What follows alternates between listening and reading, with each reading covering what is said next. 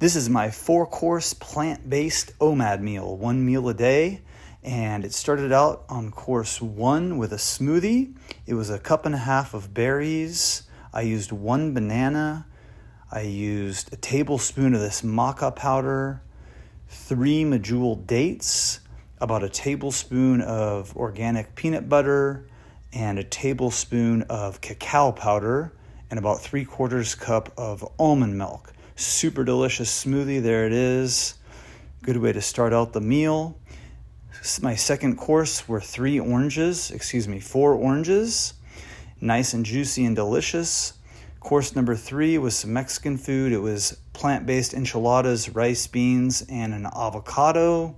And then my 4th course was dessert. I had a bowl of dried apricots, and then I had some almonds, and then some plant-based dark chocolate.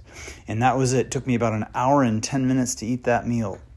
Make sure to check out my plant-based recipe ebook. It's in the description box below the video. Give me a thumbs up or thumbs down. Subscribe for more videos. Leave me a comment. Let me know what you think. Hope everyone has a fantastic day, and we'll talk to you soon. Bye-bye.